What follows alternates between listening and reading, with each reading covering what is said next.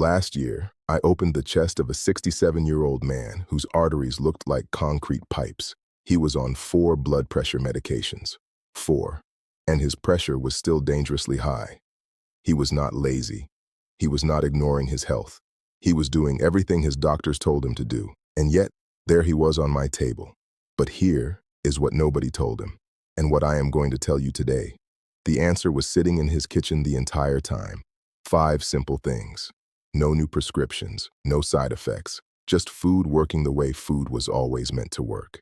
Stay with me, because by the end of this video, you are going to know exactly what to do starting tonight. If this is the kind of honest, evidence-based information you need, please subscribe to this channel right now, hit the like button, and share this with someone you love.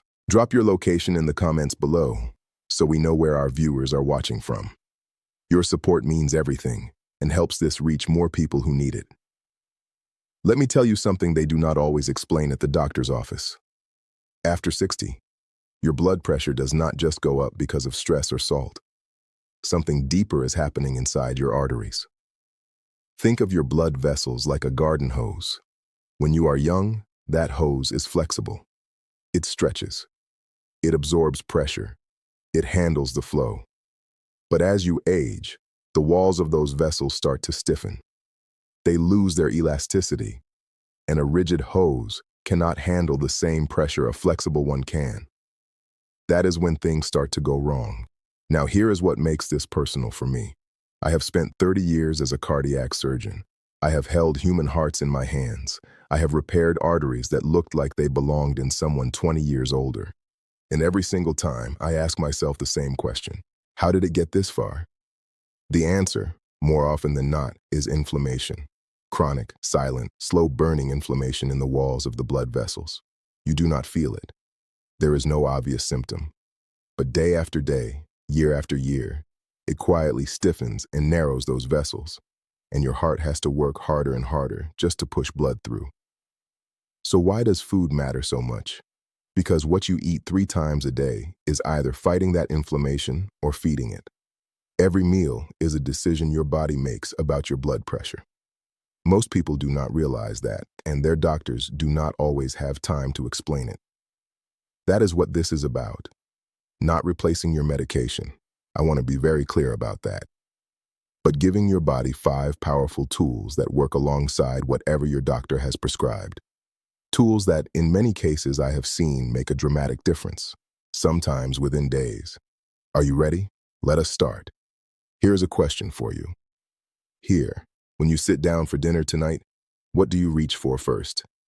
If you are like most people, it is the bread, the potatoes, or maybe a bite of whatever is closest. I want you to try something different, something that sounds almost too simple to be real. Eat your vegetables first, before anything else on that plate, every single meal. Now, I know what you are thinking. That is the big secret. Hear me out. When you eat vegetables first, the fiber in those vegetables forms a kind of mesh in your stomach, a physical barrier. And what that barrier does is remarkable. It dramatically slows down how fast sugar from the rest of your meal enters your bloodstream. Why does that matter for blood pressure? Because every time your blood sugar spikes sharply after a meal, your body releases a flood of insulin. And that insulin surge causes your blood vessels to constrict, to tighten. Right there at the dinner table, your pressure is going up and you have no idea it is happening. I have had patients who changed nothing else. Same food, same portions, same medications, just the order. Vegetables first, protein second, carbohydrates last, and their post-meal blood pressure readings dropped noticeably within 2 weeks. One of my patients, a retired teacher, 71 years old, called it the easiest thing she had ever done for her health. She was not wrong. So tonight, before you touch the rice or the bread, finish those vegetables first. Every bite counts. Now, let us talk about something that has been sitting in your pantry, possibly for years, doing nothing. Apple cider vinegar, 1 to 2 tablespoons in a glass of water with every meal. That is it. I can already hear the skepticism. And honestly good. Healthy skepticism is what keeps us from falling for nonsense. So let me show you exactly why this works. Because there is real science behind it. The active ingredient in apple cider vinegar is acetic acid, and acetic acid does two very important things for your blood pressure. First, it improves insulin sensitivity. Remember those post-meal blood sugar spikes that squeeze your blood vessels? Acetic acid blunts that spike. It helps your cells respond to insulin more efficiently, so your body does not have to release as much of it. Less insulin, less constriction, lower pressure. Second, and this is the part that genuinely excited me when I first read the research, acetic acid stimulates the production of nitric oxide in your blood vessel walls. Nitric oxide is your body's natural vasodilator. It tells your arteries to relax and open up. It is essentially doing what an entire class of blood pressure medications tries to do, naturally, for about $3 a bottle. Now, one important caution. Do not drink it straight. Always dilute it in water, at least 8 ounces. Undiluted vinegar can damage tooth enamel and irritate your esophagus. Use a straw if you can. And if you have any history of stomach ulcers or acid reflux, have a conversation with your doctor before starting this. But for most people over 60, this is one of the simplest, safest additions you can make. 1 glass with breakfast, 1 with lunch, 1 with dinner.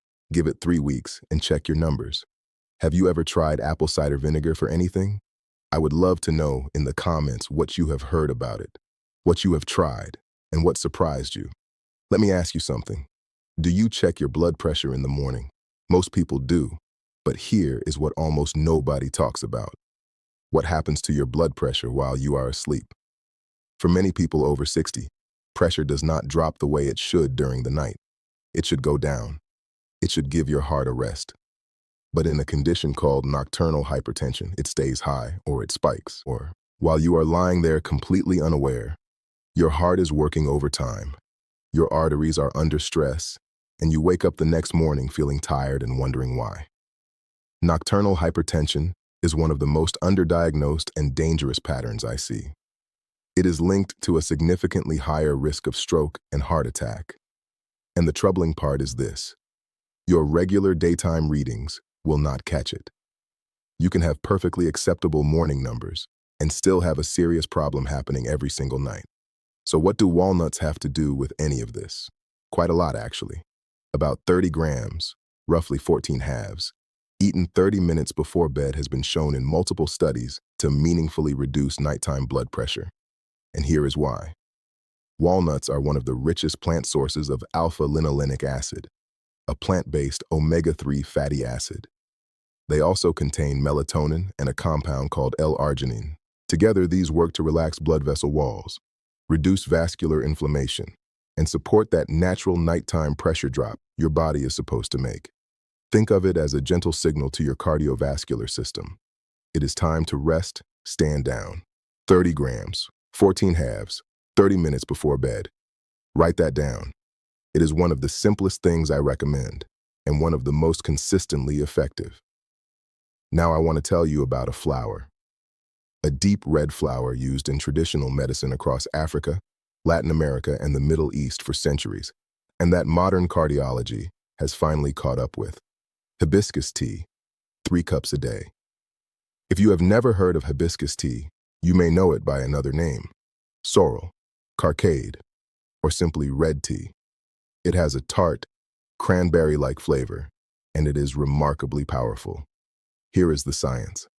Hibiscus flowers contain compounds called anthocyanins and organic acids, specifically hibiscus acids. And these compounds act on your blood vessels in a way that is strikingly similar to a class of prescription medications called ACE inhibitors. You may have heard of ACE inhibitors. They are among the most commonly prescribed blood pressure drugs in the world.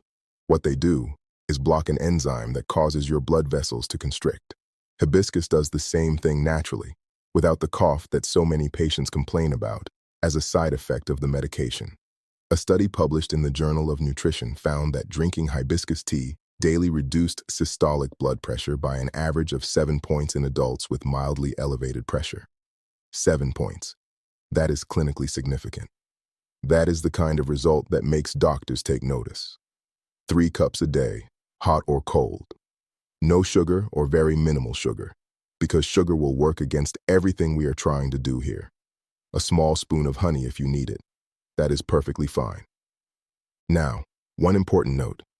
If you're already taking ACE inhibitor medication, please talk to your doctor before adding hibiscus tea regularly, because combining a natural ACE inhibitor with a pharmaceutical one can push your pressure too low.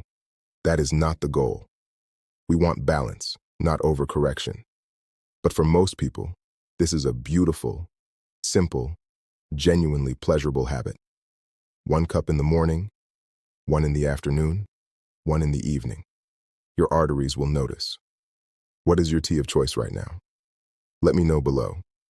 I am curious how many of you are already helping your heart without realizing it. I want you to walk to your kitchen after this video, open your cupboard, and look at what oils you have in there. Because what I am about to tell you might be the most important thing in this entire video. And it is also the thing that food manufacturers have spent a great deal of money making sure you do not fully understand.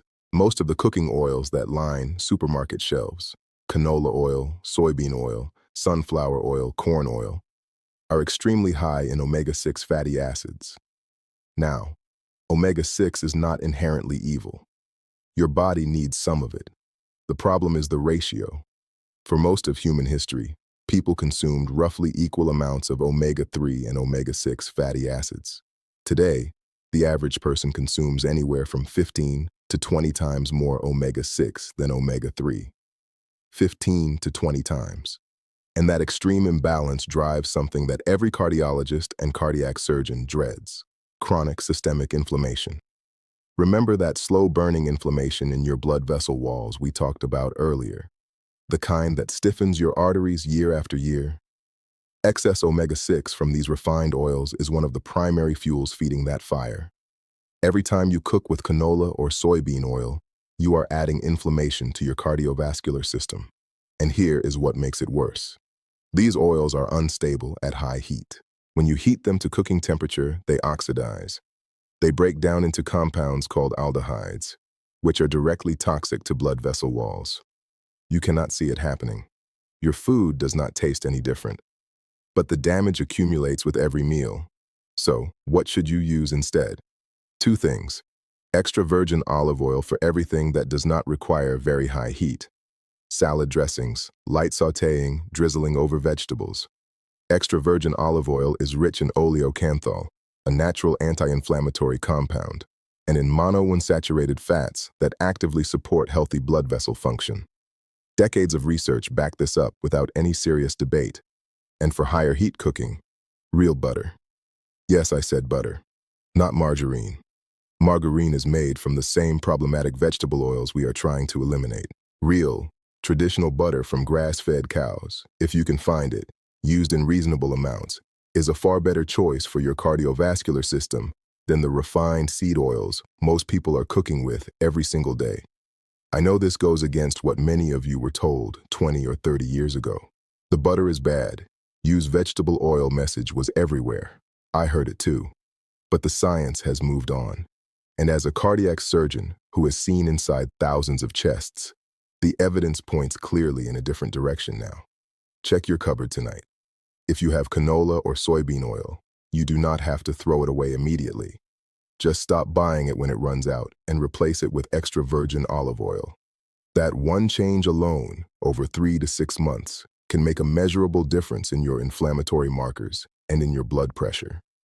I want to stop here for a second because I think something important needs to be said. You have just heard 5 things. Eat vegetables first, apple cider vinegar with meals, walnuts before bed, hibiscus tea 3 times a day, replace the wrong oils. And I can already predict what some of you are thinking right now. This sounds too simple. If it really worked, my doctor would have told me. I understand that reaction completely. I had it myself early in my career. But here is what 30 years of opening chests and repairing damaged hearts has taught me. The most powerful interventions are almost never the most complicated ones. The body is not looking for complexity. It is looking for the right conditions to heal itself. And here is what genuinely shocks me even now.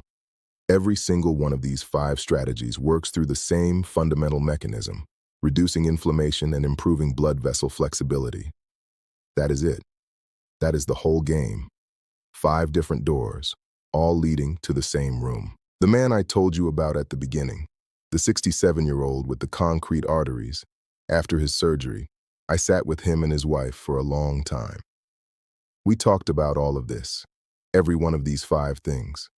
He made every change slowly, carefully, in conversation with his cardiologist. 6 months later, he came back for his follow-up. His doctor had reduced him from 4 medications to 2. His inflammatory markers had dropped significantly. His pressure was stable, genuinely stable, for the first time in years. He looked 10 years younger. And the first thing he said to me when he walked in was this: "Why did not anyone tell me this sooner?" That question stays with me. The information exists. The research exists. But somewhere between the laboratory and the doctor's office and the patient sitting at their kitchen table, it gets lost. You are sitting at that kitchen table right now, and you have everything you need to start tonight, not tomorrow, not after your next appointment, tonight. That is not a small thing. That is everything. Let us bring this all together, because I do not want you to leave with a list you will forget by tomorrow. 5 things, 5 changes. Let me say them one more time clearly. 1. Eat your vegetables first at every meal, before the bread, before the rice, before anything else. 2. 1 to 2 tablespoons of apple cider vinegar in a glass of water with each meal. 3. 30 grams of walnuts, about 14 halves, 30 minutes before you go to sleep. 4. 3 cups of hibiscus tea every day, hot or cold, with minimal sugar. 5. Replace your canola and soybean oils with extra virgin olive oil and real butter. That is it. 5 things. No exotic supplements, no expensive equipment, nothing that requires a prescription.